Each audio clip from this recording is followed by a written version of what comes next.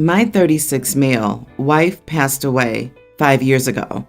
Now it's just me and my daughter Sophia, teen.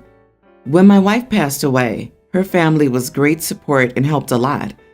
Around the time my wife died, my sister-in-law Claire, 37, had lost her husband due to prostate cancer. We bonded during that time, and I thought the relationship was platonic and made it extremely clear that I wasn't ready for a relationship, especially with someone who was related to my wife. Sophia and Claire's birthdays are 5 days apart, but Sophia's is first. For Sophia's birthday, I got her a car. I knew she wanted it for a long time, and she's been doing fantastic at home and school. For Claire's birthday, I didn't get her anything and sent her a happy birthday text. Claire got extremely angry at this, and the next day she told me I was an idiot for not getting her something, but getting a teenage girl a car. I told her Sophia was my daughter, so obviously I would get her something for her birthday. I also didn't think it would be a problem because she didn't get me anything for my birthday either. Claire ended up telling her whole family about the situation. I texted her a long paragraph telling her I'm not her husband and didn't owe her anything. My mother-in-law told me I shouldn't have said that to her because she's still grieving and I'm her only support. I asked around and people told me I was the idiot. I honestly don't think I am because I feel like I didn't do anything wrong. Not the idiot. What did your sister-in-law get your daughter? Or your mother-in-law? Nothing. What about mother-in-law and father-in-law and the rest of sister-in-law's family? And I'm slightly concerned that your sister-in-law is jealous of your teen daughter over a birthday present. Supporting a woman through the loss of her husband doesn't make you the replacement husband, especially if you're not doing the things a husband and wife do together. Your daughter is priority number 1 through 5. Everything else starts at priority 6. And some woman you're legally but not actually related to, losing an opposite gender spouse makes for a great rom-com movie setup, but not the basis for an actual relationship, especially if you're not interested. That's the funniest part to me, LMAO. She wanted a car-level gift from you and got you nothing? At least try, Claire. And you're not grieving? You're also not her only support, since people were calling you on her behalf when she complained to them about this. Grief doesn't excuse treating people like that. Unfortunately, the people that are enabling her are even worse. Claire's text to you was absolutely ridiculous and also rude. On what planet does she compare to your daughter? As for your mother-in-law, that comment about being your sister-in-law's only support right now is strange and manipulative. For one thing, doesn't mother-in-law consider herself part of the support system? But even without that, it's very strange that a 37-year-old woman has nothing in the way of friends or family to support her. So maybe that text gives a clue as to why. Agree. They both lost spouses around the same time. Why does he have to be her support system? Especially when he has a daughter to support. Not trying to be callous with this comment, but after 5 years, she still needs a big support network for her grieving? I think it's time to take a step back from the sister-in-law. She's inserting herself into your immediate family. I, female 36, married Jeff, male 39, 2 years ago. He has a daughter, Alicia, teen, from his previous marriage, and I have a daughter, Morgan, tween, from my previous marriage. Alicia isn't close to Morgan or me, and she always has something to be upset about. For example, when Morgan and I moved in with her and Jeff, she tried to control where we could and can't go, what areas I was allowed to redecorate and put my furniture in, what room Morgan got, etc. Her excuse was that she wanted to keep the house how her mom left it as much as possible. Her mom is healthy and alive. Alicia sees her weekly. Jeff asked us to be more patient, and she'd come around eventually. She did come around, but still tries to control other areas of my and Morgan's life. I had a million conversations that ended up with her throwing a tantrum. Finally, Jeff talked to her and told her not to try to control what Morgan and I do, ever, and she agreed. Morgan's birthday was 2 days ago. We planned to celebrate at a restaurant and let Morgan choose which one. She picked a really nice restaurant that isn't over the top expensive, and we agreed the party would be there. However, when Alicia heard which restaurant we were going to, She went off on Morgan and me and said that we couldn't go to that restaurant because she had tons of memories of her perfect old family there, and she won't let us taint the memory for her. I found this beyond illogical and unreasonable. I told her she could stay home, but it wasn't about her being there. It was about the idea of Morgan and me being there with Jeff as a family when it used to be her mom, and Jeff. We got into an argument, and Jeff told me to tell Morgan just to pick another restaurant. But I snapped and told him Alicia had no right to dictate where my daughter and I went, and he shouldn't be encouraging her. He told me he wasn't encouraging anything, just trying to keep all parties satisfied. He told me to get Morgan to change the restaurant or he won't go.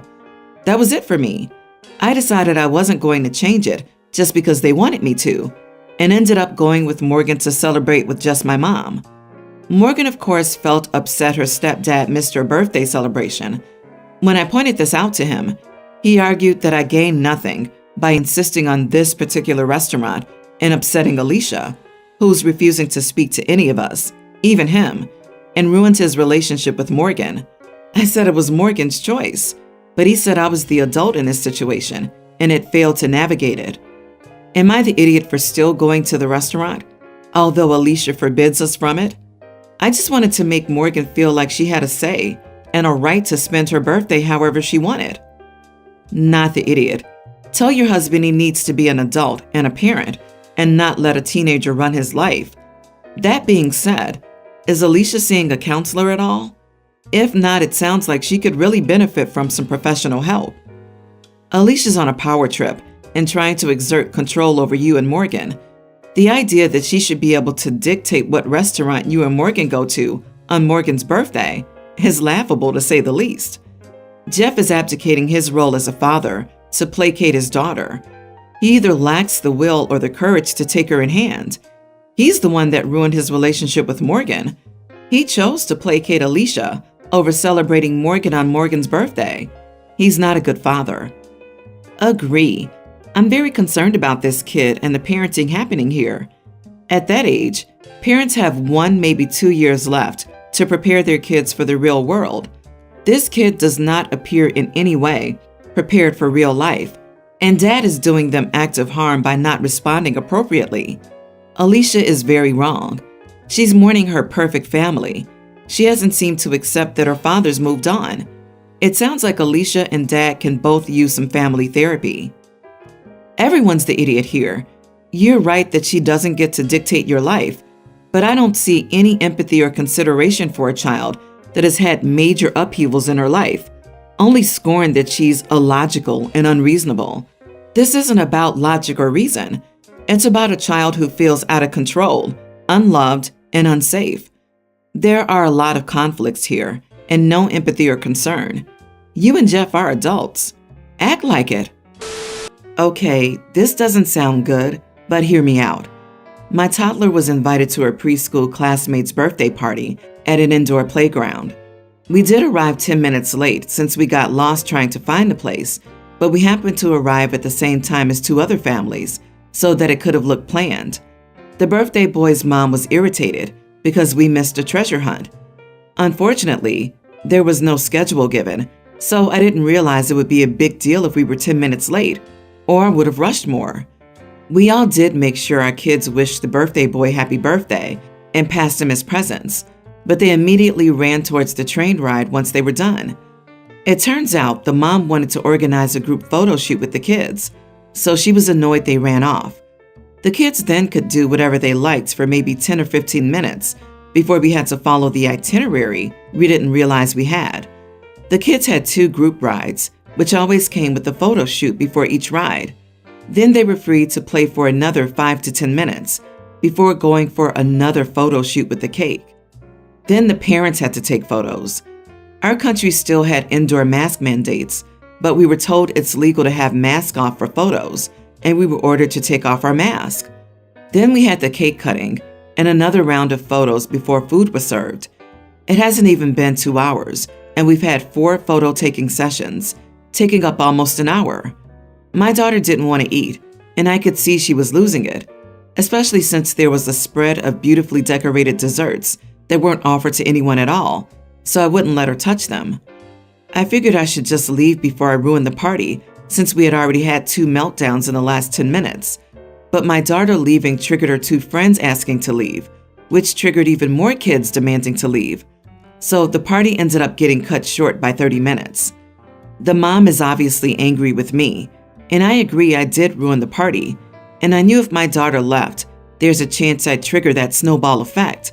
And yes, I believe it's important not to expect society to cater to my child's whims, and it's my job as a parent to make sure she behaves. But I think she had been doing a fantastic job, not running off and doing her own thing. I found the entire party stressful and not fun at all, so I figured my kid probably feels the same. So, am I one of those entitled moms here? So not the idiot. This wasn't a child's birthday party. This was some Instagram mom's photo op.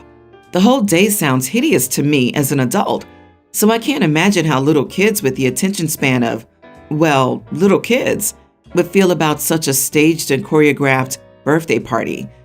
P.S. When you left, I bet every other mom thought, thank God, now we can go. The birthday kid's mom seems like a helicopter mom who needs to chill out. Also, what activity starts and ends with the first 10 minutes of a toddler's party? So strange. You aren't responsible for other kids wanting to leave because yours does. That's on those parents. We're all trying to do the best we can, and it sounds like that's what you did. Don't lose sleep over this one. Good Lord, who expects a bunch of toddlers to follow a schedule? You might as well put 20 cats in a room and expect them to behave. And props to you for removing your child before the meltdown. That is responsible parenting, and it's becoming extremely rare. So I, 27 female, am getting married to my fiance, 27 male, in a little under 3 weeks. Everything has been going amazing with the planning, and I'm ecstatic about the day. My best friend Cassie, whom I've been friends with since we were 10 years old, is my maid of honor. She is truly one of the sweetest people I've ever met, and has stuck with me through everything. She's been the biggest help in planning this ordeal, and I wouldn't trade her for the world. However, I've never been the biggest fan of her girlfriend, Sophie. I always show her respect and try to include her in things, but she's a huge introvert, and sometimes it can come off as disrespect in return, Cassie's own words. But they always seem very happy together, so I hope she warms up to me a little in time. They've only been together for over a year and a half. Several days ago, Sophie approached me, asking me if I'd be okay if she proposed during my reception. She claimed it would be an excellent way for Cassie and I to bond more, having our weddings linked and all of that. Not that we need any more time to bond, she's already my other half. I love Cassie, but I'd never allow anyone to do that. So I shut the idea down immediately, and Sophie got all cranky with me and left. She said something along the lines of, I don't need your permission anyway, and walked out the door. I feared she'd attempt it anyway, so I went to Cassie. Needless to say, Cassie was mad. I've never really saw her angry, but she was livid. She apologized profusely and said she couldn't believe Sophie would ever think of doing something like that. And that was the end of our conversation.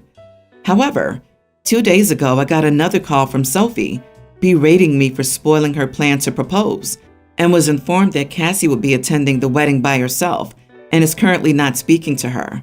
I was concerned that wasn't the entire story, so I called Cassie. She was a mess, and she was staying with her parents right now, and disinvited Sophie as her +1 because she was scared Sophie would have proposed anyway, given a chance, and she didn't want to ruin my wedding. I told her to come stay with me for a while instead, and she showed up several hours later, still a complete mess. She said that she and Sophie had a huge fight, and she was reconsidering whether she wanted to stay in this relationship. According to Cassie, these huge fights are a common occurrence. I feel awful for ruining her proposal and potentially ruining her relationship. Cassie's been picking herself up in front of me and continuing to be great with the last-minute to-dos, but I've caught her crying when I'm not around. I love her and don't want her to resent me for this, so I need to know, am I the idiot? And is there anything I can do to fix this? Not the idiot. I feel like if Sophie had accepted your no and graciously left the conversation, you wouldn't have mentioned anything to Cassie. But the spiteful, "I don't need your permission anyway," was rude, selfish, and entitled. It's your wedding, and it sounds like Cassie fully respects that it's your day and that Sophie was in the wrong. Proposing at someone else's wedding is never a good idea, and you were right to tell her you didn't want her to. Sophie's reaction was way out of line, and I don't blame you for going to Cassie to ensure it didn't happen anyway. The fights they've been having are on them, including this one. If Sophie can't stay stable in the relationship, that was never on you. Being the catalyst argument that split them up, I could see why you're feeling guilty, but the last straw is never the only straw. It was going to happen sooner or later. You inadvertently did Cassie a huge favor. My girlfriend, 24, recently got a new dog. It's a giant 120-pound Great Dane.